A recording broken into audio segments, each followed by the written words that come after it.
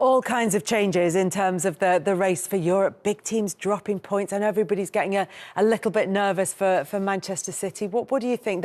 That draw against Brighton in a game that Brighton had done really enough to win. What did you think? Yeah, I mean, they lost the week before Nottingham Forest away. It was a massive game for Nottingham Forest and a poor result for Manchester City.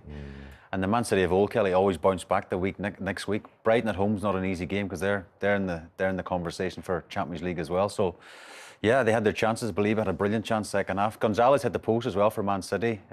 So I think a draw wasn't probably the worst, probably a fair result. Yeah, not the worst result for City. It keeps them right in the hunt for Champions League football. I think it's more this sort of expectation that when it really matters, City are going to be able to turn up. And it feels like it's really starting to matter now. It's getting a little nervy. But the thing with City, why I think they probably will be okay, is because they don't have to do that run where, right, City are on this run and we know they can win 10, 12. They just have to win a couple of these games. Yeah. So the pressure's different, but it's still pressure for City because they have to get it done. But it's not the same pressure of having to win those games to stay on this run. So it might be easier for them. But at the same time, I think that if anyone who's playing City now will feel like if they've got their game plan right, they've got a chance of not only drawing them, but beating them, whereas before you wouldn't even think of beating City. Before we got into the details of it, just broadly across this season, I think, there's an understanding that football moves in cycles and City are having a sort of fallow season before they go again. But it's how far they've dropped. The fact that this is, Pep Guardiola's, I think he's lost the joint most number of games than he has done in any season in his managerial career. I think this is the concern, I think, from Manchester City, which is the size of the drop-off. Yeah, I mean, they've conceded 40 goals this season. That's more than he's conceded in any season in management. They've conceded the first goal on 20 occasions so far this season. And I think as far as the defence is concerned, Kusanov, who is still finding his feet, Gonzalez has come in. I think he'll be stronger next season alongside Rodri, but at the moment there is just not that protection for the back four. But I do believe that because they've got two scorers of the highest class in Marmoush and Haaland, they can shoot their way into the Champions League. I think that's the big difference between them and Chelsea. But the scale of the drop-off and the scale of the loss of the fear factor, as you were saying, that's going to be quite key in the race for the top four, because other teams will look at City and they won't be as psychologically beaten as they have been previously. I was thinking, Kel, just listen to Darren there, and you just think a little bit, you go further behind, you think recruitment for a couple of years ago, they've been let down somewhere along the line with the replenishing of this team and the capability of them being able to buy who they want and not even have a replacement for someone like Rodri when Alvarez went. And, you just feel like Kevin De Bruyne has come into that stage, Gundogan came back.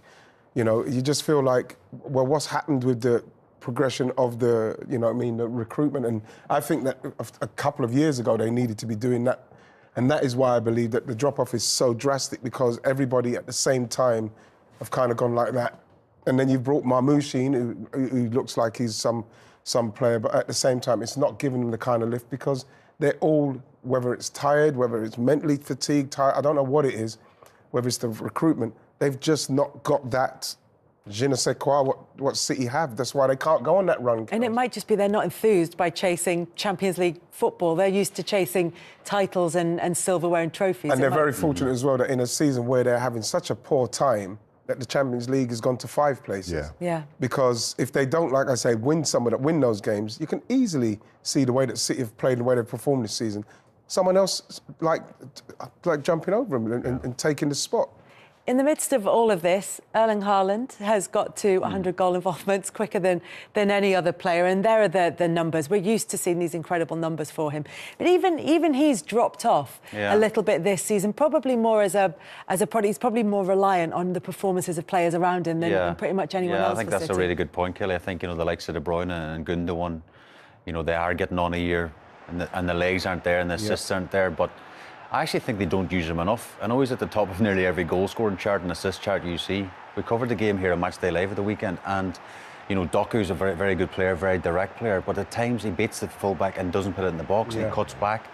And I think this Man City team can provide more chances for the likes of Haaland.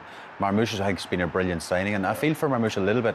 Of course, Gonzalez and Aiden Kushinoff that Darren mentioned, they've come into a struggle with Man City. Signings in the past have come into this all-conquering Man City, and it's just like it just flows. They're coming into a team that's low in confidence. Pep's under pressure for the first time probably in his managerial career, but against Marmoush again, he looks like a real deal, and you can imagine going on if they can recruit a few more in the summer, that Marmoush and Haaland up front will scare defences for a good few seasons. Problem, But also what all of this means, and you said it, you know, City are quite fortunate it's gone to 5 places, which gives them more of a side, but it has opened everything up in terms of Champions League qualification, and suddenly Fulham are just on the outskirts of it. That 2-0 win for them just shows you how quickly things change. One week it's like, well, do you know what? Champions League's probably going to be a bit far for them. Yeah. And then suddenly the next week we're saying, this is possible. Yes. Even Bournemouth, you know, losing the game against Brentford, they're still only 4 points off 5th place in the table. So now you've got this run of form for Fulham that's taken them right to the edge of Champions League qualification.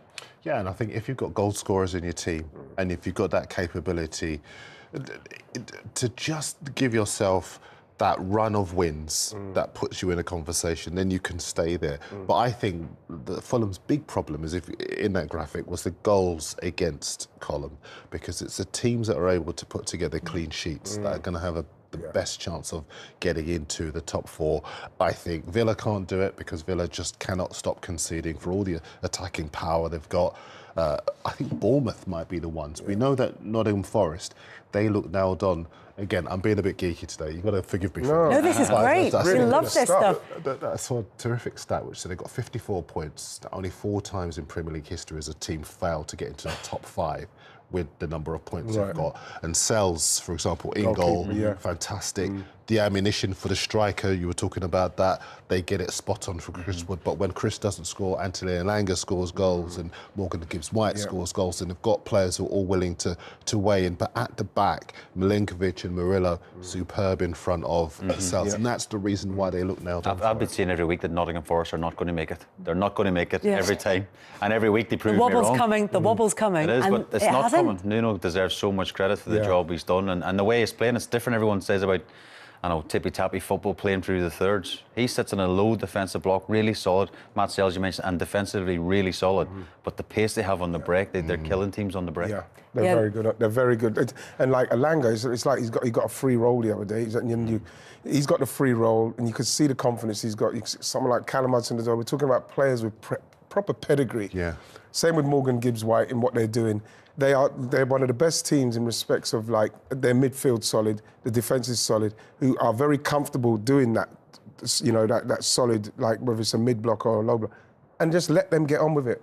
And they're quite, and obviously we see with Chris Woods maybe slow down a little bit. He was very efficient. The forwards, Callum Hudson-Odoi, Elanga, very efficient, getting the ball in, scoring goals.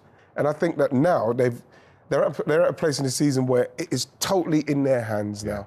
It's totally in their hands for them to go into that mindset, what a Man City, a Chelsea, and all the top teams, and Arsenal's, all the Liverpool, everybody who's had to be at the top end, you have to go to another place of not losing, making sure you have a clean sheet, taking the half chance.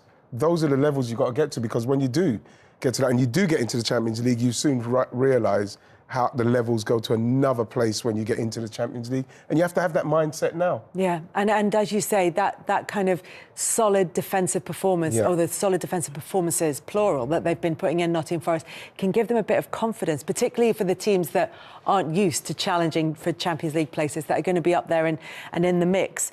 As for Tottenham, you know, we talked about the Fulham victory. I just want to talk about the flip side of that for a moment, and what that does for them, because this is a Tottenham side that looked as though they were getting the performances as the players started to come back. They were making the improvements that had been promised when those players would return from injury. And this feels like quite a big setback, certainly in terms of how frustrated Ange Postecoglou was with it. Yeah, I mean, you said earlier in the show, 15 defeats now in 29 games. You've got to go back to 1998 for the last time they had that many defeats at this stage of the season. And the problem, again, for them is defensive. They just can't stop conceding goals. The organiser, I thought, once they got all of their best players back, suddenly it would be so much more secure. I don't necessarily think the problem is with any one individual, but that defensive setup just looks so porous. And I hate to say it, but Postecoglou, I wonder if he's a very, very capable manager. I think he's possibly spending too much time defending himself against his critics. And I wonder if that transmits itself to the team. You guys can probably speak better. You know to something, that than me. you do see it, and you do feel like you want to say, just leave it, just leave it. There's nothing you can do, or even if you can, you're looking up and you say something to people. There's nothing good that comes from it, apart from the fact that you look weaker for it. You know what I mean? He's got to deal with enough as it is, and you know, one of the things that probably they should do is like even their first goal, Odebear, he's running into 3 players on his own. You know, that's where the coach, you're supposed to come out and recycle the ball so as you don't give it away that easy, and then he scored from it. Second one, if they had one of their main defenders, you know, Davis, he's got to attack that ball, Shay. So you attack it, you head it up there. Those are basic mistakes. Basic mistakes, what Tottenham are doing, what I believe, when you look at the amount of goals they've conceded, how many games they've lost, it's defence. They should be working on retaining the ball, keeping the ball, and then trying to get it into a Maddison and get it up to Solanke who can hold it. And there's so much they've got going for them. I cannot understand why they're so slack and sloppy. And I think that was my point around the lack of focus. There is some footage. I only mentioned Postecoglou because there is footage on social media of him reacting to a fan as he's going into the tunnel. And I think you guys were always so good at shutting out the noise. You know, when people... Wrighty was always having a little chat with the fans, weren't you? But that was only when I was being... friendly chat. Yeah, but I was being... And usually when you were on top. I'm only teasing when I'm winning. You know what I mean? I'm only singing when I'm winning. You know, the thing is that what you had to learn very quickly is that you do not want to be engaging like that, because what happens is it all comes on you. You can't hear what they're saying. They could just see you reacting, and then the spotlight comes on you. So I had to learn very quickly that, you know what I mean, I'm bringing that on myself, and I don't need that. And if you're winning games, you know the opportunity to be able to do it is not going to be too far away. Is that when and the thing is, when you're winning games, you can look at the same people and just smile, and you can get the same amount of anger back. Of joy, knowing how angry from they them. are. Raging even more then. But unfortunately for Ange, he's not actually getting himself in a position where he can smile, because it's just looking really bad for Spurs. It's been a long season for Tottenham. Certainly as far as the league is concerned. There's still the Europa League. That is still a very strong possibility for them, as it is for Manchester United.